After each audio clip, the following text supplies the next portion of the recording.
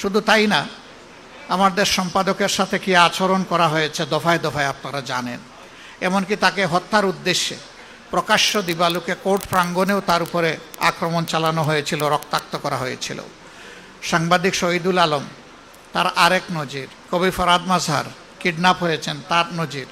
এরকম কতজনের কথা বলবো আমি জানি না। মূল উদ্দেশ্য ছিল সংবাদ মাধ্যমে যারা সত্যিকার অর্থে সাদাকে সাদা বলবেন, কালোকে কালো বলবেন, তাদের কণ্ঠগুলা স্তব্ধ করে দেওয়া, এবং তারা সফল হয়েছিল। সেই সফলতার রেশ এখনও চলছে বলে মাঝে মাঝে যেন মনে হয়। আমরা ফেসিবাদ থেকে আংশিক নয়, পূর্ণ মুক্তি চাই। এটা যার আমলেই হোক, যখনই হোক। ফেসিবাদ কখনো জাতিকে ভালো কিছু দিতে পারে নাই, পারবে না। এবং সাংবাদিক বন্ধুদেরকে শুধু এতটুকু অনুরোধ করব, আপনাদের পরিচয় হচ্ছে আপনারা জাতির বিবেক। আপনারা বিবেক অনুযায়ী চলবেন। হায়াত মৌত আল্লাহ তাআলার হাতে। জন্ম একদিন নিয়েছি, মৃত্যু একবারই হবে। লড়তে হবে বীরের মতো, মাঝখানে আর কোনো আপোষ নাই। আমরা বিরোধী দল থেকে, বর্তমানে বিরোধী দলে আছি, আপনাদের এই কণ্ঠের পাহারাদারি আমরা করার নিশ্চয়তা দিচ্ছি। কিন্তু এই কাজটা দিতে হবে সরকারি দলকে। আমরা চোখ খোলা রাখব, আপনারাও চোখ জাগ্রত রাখবেন।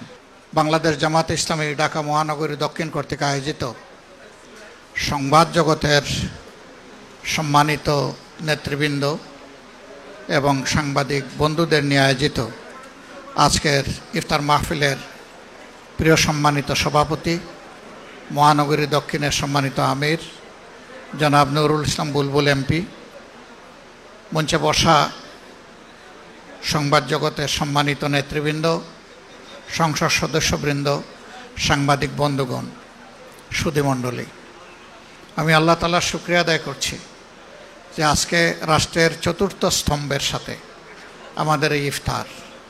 আমার কাছে এই স্তম্ভটি বাকি তিনটা স্তম্ভকে সোজা রাখার ভ্যান গাড়ি আমি মনে করি।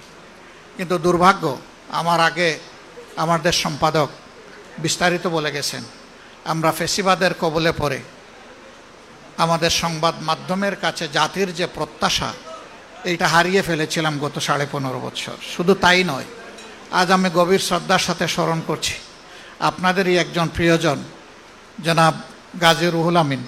তিনি আজীবন সংবাদ মাধ্যমের স্বাধীনতার পক্ষে লড়াই করে গিয়েছেন, মানুষের অধিকারের পক্ষে লড়াই করে গিয়েছেন। তাকেও নিবর্তিত হয়ে জেলে পুরা হয়েছিল।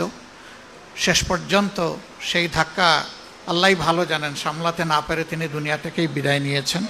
আমি তার প্রতি শ্রদ্ধা নিবেদন করছি এবং তার মাগফিরাত কামনা করছি আল্লাহর দরবারে। শুধু তাই না, আমাদের সম্পাদকের সাথে কি আচরণ করা হয়েছে দফায় দফায় আপনারা জানেন। এমনকি তাকে হত্যার উদ্দেশ্যে প্রকাশ্য দিবালুকে কোর্ট প্রাঙ্গণেও তার উপরে আক্রমণ চালানো হয়েছিল, রক্তাক্ত করা হয়েছিল। সাংবাদিক শহীদুল আলম তার আরেক নজির, কবি ফরহাদ মাজহার কিডন্যাপ হয়েছেন তার নজির। এরকম কতজনের কথা বলবো আমি জানি না। মূল উদ্দেশ্য ছিল সংবাদ মাধ্যমে যারা সত্যিকার অর্থে সাদাকে সাদা বলবেন, কালোকে কালো বলবেন, তাদের কণ্ঠগুলা স্তব্ধ করে দেওয়া, এবং তারা সফল হয়েছিল। সেই সফলতার রেশ এখনও চলছে বলে মাঝে মাঝে যেন মনে হয়। আমরা ফেসিবাদ থেকে আংশিক নয়, পূর্ণ মুক্তি চাই। এটা যার আমলেই হোক, যখনই হোক। ফেসিবাদ কখনো জাতিকে ভালো কিছু দিতে পারে নাই, পারবে না। এবং সাংবাদিক বন্ধুদেরকে শুধু এতটুকু অনুরোধ করব, আপনাদের পরিচয় হচ্ছে আপনারা জাতির বিবেক। আপনারা বিবেক অনুযায়ী চলবেন। হায়াত মৌত আল্লাহ তাআলার হাতে। জন্ম একদিন নিয়েছি, মৃত্যু একবারই হবে। লড়তে হবে বীরের মতো, মাঝখানে আর কোনো আপোষ নাই। আমরা বিরোধী দল থেকে, বর্তমানে বিরোধী দলে আছি, আপনাদের এই কণ্ঠের পাহারাদারি আমরা করার নিশ্চয়তা দিচ্ছি। কিন্তু এই কাজটা দিতে হবে সরকারি দলকে। আমরা চোখ খোলা রাখব, আপনারাও চোখ জাগ্রত রাখবেন। আমরা একসাথে এটার জন্য লড়াই করে যাব। যদি এই অঙ্গটা প্রপারলি ফাংশন করে, বাকি রাষ্ট্রের 3 অঙ্গ, সাংবিধানিক 3 অঙ্গ সোজা চলতে বাধ্য হবে। আর এই অংশ যদি ভঙ্গুর হয়ে যায়, ব্যর্থ হয়ে যায়, বাকি 3 অংশ অটোমেটিক্যালি 3 অঙ্গ ব্যর্থ হয়ে যাবে। আমরা সেই ব্যর্থতা আর দেখতে চাই না। আমরা এখন শুধু সফলতা চাই, একটা ঐক্যবদ্ধ জাতি আমরা দেখতে চাই, এবং জাতীয় ইস্যুতে, জাতীয় স্বার্থে কারো সাথে আমরা কোনো আপোষ করব না। সরকারি দল যদি সেই ক্ষেত্রে অনড় থাকে, আমরা তাদেরকে পাশে থেকে শক্তি যোগাবো, একসাথে লড়াই করব। কিন্তু সরকারি দল যদি দেখি এইখান থেকে তারা বিচ্যুত হয়ে যাচ্ছেন, তাদেরকে সোজা করে রাস্তায় আনার চেষ্টা করব, না হলে প্রতিরোধ গড়ে তুলব। এটি হবে আমাদের নীতি। আমরা সেই বাংলাদেশটাই চাচ্ছি, যেই বাংলাদেশে আর ফেসিবাদ আসবে না ফিরে, এবং যেই বাংলাদেশ আর কোনো আধিপত্যবাদের কাছে মাথা নত করবে না।